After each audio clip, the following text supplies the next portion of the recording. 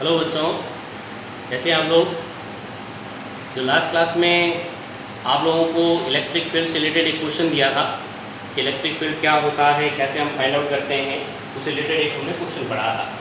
ठीक है, वो न्यूमेरिकल आप लोगों ने सॉल्व कर लिया होगा। उसमें मैं थोड़ा सा आपको हिंट दे देता हूँ। जो लास्ट क्वेश्चन दिया था उसमें हमने कहा था कि एक बॉल है, एक बॉल हमने एज्यूम की थी, तो उसका जो वेट है mg वो तो हमेशा डाउनवर्ड रिएक्ट करेगा, और क्वेश्चन के अकॉर्डिंग जो इलेक्ट्रिक फील्ड की डायरेक्शन थी वो भी डाउनवर्ड डायरेक्शन में थी। ये इलेक्ट्रिक फील्ड था और इसको किसी स्ट्रिंग से इस तरह से लटकाया गया था। ये स्ट्रिंग थी यहाँ, तो इस स्ट्रिंग में जो टेंशन कैलकुलेट करने के लिए तो मैं कहा गया था कि टेंशन कितनी होगी, टी की वैल्यू क्या होगी, टेंशन कैलकुलेट करनी थी। तो अब टेंशन कैलकुलेट करने के लिए अपने पास सीधा सा प्रोसेस क्या है, तो टेंशन के लिए देखो, टेंशन है अपवर्ड डायरेक्शन में, इलेक्ट्रिक फील्ड के कारण जो फोर्स एक्ट कर रहा है वो भी डाउनवर्ड डायरेक्शन में है, जो वेट है वो भी डाउनवर्ड डायरेक्शन में है। तो टेंशन किसके इक्वल हुई, टी इक्वल हम लिखेंगे F due to electric field plus weight means mg। ये आएगा अपने पास रिलेशन। अब जो एफ है इलेक्ट्रिक फील्ड की वजह से फोर्स है, उसके लिए फॉर्मूला बनता है F equal to Q E, then tension equal to Q E plus mg, Q E plus mg, ये अपने पास फॉर्मूला बन गया।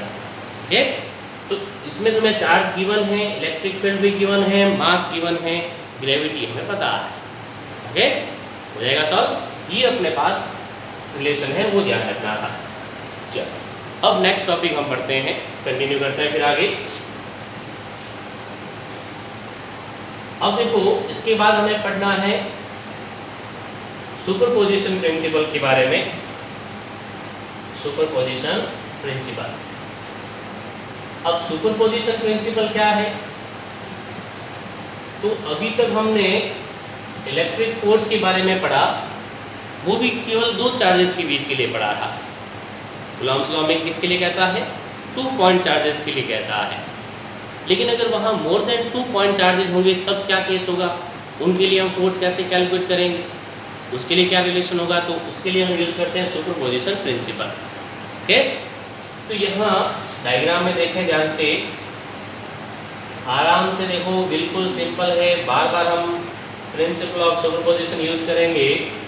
मान लो कि यहाँ पे एक पॉइंट चार्ज है क्यू डॉट, ओके, उसका पोजीशन वेक्टर हो गया अपने पास आर नॉट, इसका पोजीशन वेक्टर हो गया। अब हम अलग अलग पॉइंट चार्ज एज्यूम कर लें, जैसे मैं इसको एज्यूम कर लेता हूँ Q1 है यहाँ, इस तरफ यहाँ कोई एक Q2 एज्यूम कर लेता हूँ, यहाँ एक Qn एज्यूम कर लेते हैं। तो इन सभी के पोजीशन वेक्टर्स आ जाएंगे। जैसे इसके लिए सबसे पहले हम लिखते हैं Q1 के लिए, Q1 का क्या होगा पोजीशन वेक्टर, तो वो हो जाएगा अपने पास R1। ऐसे ही Q2 के लिए पोजीशन वेक्टर हो जाएगा अपने पास R2, फिर Qn के लिए हो जाएगा Rn। सभी के लिए पोजीशन वेक्टर एज्यूम कर लिया। अब इन सब की वजह से, यानी कि Q1, Q2, Qn, इन सभी की वजह से Q0 पे फोर्स एक्ट करेगा। हमें Q0 पे जो टोटल फोर्स एक्ट कर रहा है वो कैलकुलेट करना है। तो यहाँ से जो Q1 है वो भी Q0 पे फोर्स एक्ट कर रहा है, वो हम कहते हैं कि आ रहा अपने पास F01। ऐसे ही अपने पास Q2 की वजह से एक्ट कर रहा है, उसको हम लिखते हैं F02, और Qn जो है उसकी वजह से भी एक्ट कर रहा है, तो हम लिख देते हैं F0n। ओके, और इनके जो ये डिस्टेंस है अपने पास वो हम लिखते हैं R01। ये इनके पोजीशन वेक्टर्स हो गए। फिर ऐसे ही इसकी वजह से जो अपने पास है Q2 की वजह से वो हम लिखते हैं R02, और जो ये वाले अपने पास Qn से डिस्टेंस है वो हम लिखते हैं R0n। ये आगे देखो, ध्यान से देख लेना डायग्राम में, जो अपने पास पोजीशन वेक्टर्स थे हमने कहा R1, R2, R3 till Rn, ऐसे ही अपने पास फोर्स जो एक्ट कर रहा है F01, F02, F03, F04 till F0n। तो जो नेट फोर्स आएगा इस चार्ज Q0 पे, वो हम कैसे कैलकुलेट करें, ये हमें ऑब्जर्व करना है। तो देखो, जो नेट फोर्स आएगा F जो आएगा, उसके लिए रिलेशन हमें लिखना है प्रिंसिपल ऑफ सुपरपोजिशन के अकॉर्डिंग। वो हम लिखेंगे F equal to F01 plus F02 plus F03 and so on till F0N। ये अपने पास रिलेशन आता है नेट फोर्स के लिए। तो F01, F02 इनके लिए फॉर्मूला कैसे लिखा जाएगा, वो कूलॉम्स लॉ के अकॉर्डिंग लिख सकते हो। ये F0 के लिए है, जो 0 पॉइंट चार्ज है अपने पास Q0, उस पर लगने वाला फोर्स है। तो ये बन जाएगा कि Q0 Q1 अपॉन डिस्टेंस जो लेंगे वो अपने पास क्या आएगी, यहाँ डिस्टेंस हमें लेनी है यहाँ R01 की मैग्नीट्यूड का स्क्वायर लोगे, यहाँ आ जाएगा यूनिट वेक्टर R01, कैप ले लिया। ऐसे फिर देखो सेकंड के लिए लोगे तो वहाँ आ जाएगा K Q0 Q2 upon R02 vector square, इसका मैग्नीट्यूड हो गया ये, यूनिट वेक्टर आ जाएगा R02 कैप। और ये ऐसे ही चलता रहेगा अपने पास लास्ट वेक्टर तक, K Q0 Qn upon R0n square into R0n cap. Okay, तो जितने भी पॉइंट चार्जेस हैं उन सभी की वजह से Q0 पे एक्ट करने वाला टोटल फोर्स हम इसकी हेल्प से कैलकुलेट कर सकते हैं। ये अपने पास प्रिंसिपल ऑफ सुपरपोजिशन है।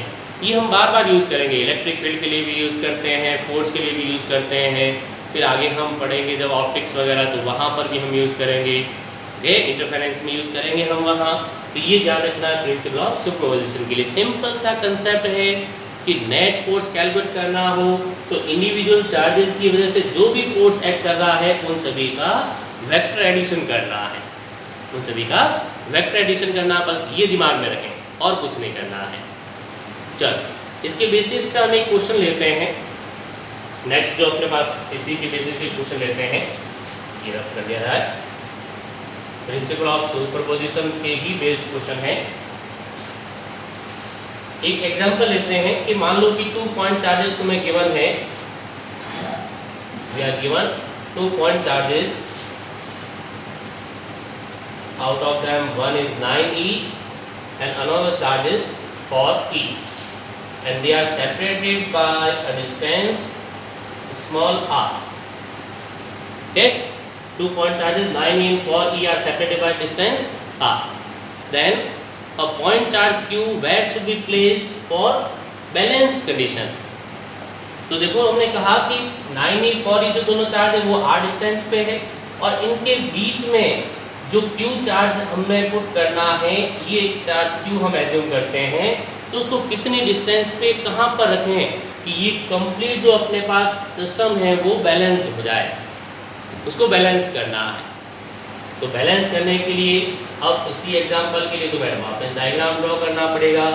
तो मैं यहाँ ले लेता हूँ ये 9e, फिर हमें पता है कि जो 4e है वो कम्प्लीटली r डिस्टेंस पे है, ये q है अपने पास, ये वाला गैप स्मॉल r है, यहाँ रखा हुआ चार्ज q।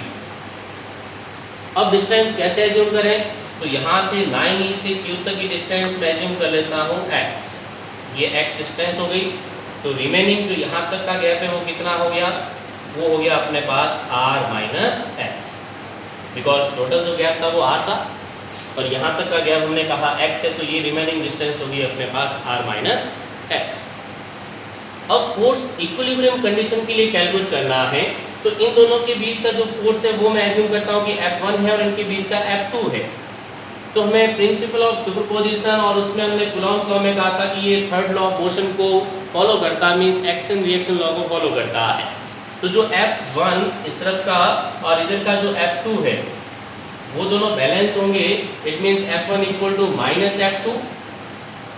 जब हम डायरेक्शन की बात करते हैं तो नेगेटिव साइन आता है, इक्वल एंड ऑपोजिट होंगे, लेकिन मैग्नीट्यूड लोगे तो एग्जैक्टली इक्वल पुट कर सकते हैं, F1 equal to F2, F1 equal to F2।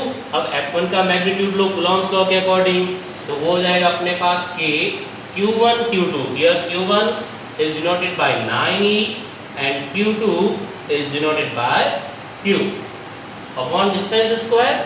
Distance अपने पास यहाँ है x, तो ये बन गया एक्स स्क्वायर। अब इसके इक्वल में सेकेंड फोर्स जो इन दोनों के बीच एक्ट कर रहा है वो हो जाएगा के Q1 Q2। यहाँ पर Q1 जैसे फॉर ई ले लिया हमने, Q2 वापस वही Q बन गया, और डिवाइड में distance square means R minus X whole square. Okay, ये रिलेशन हो गया।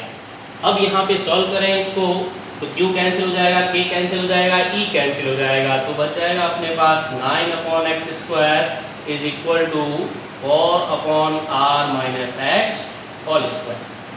Now on taking square root both sides, 3/x is equal to 2/r minus x.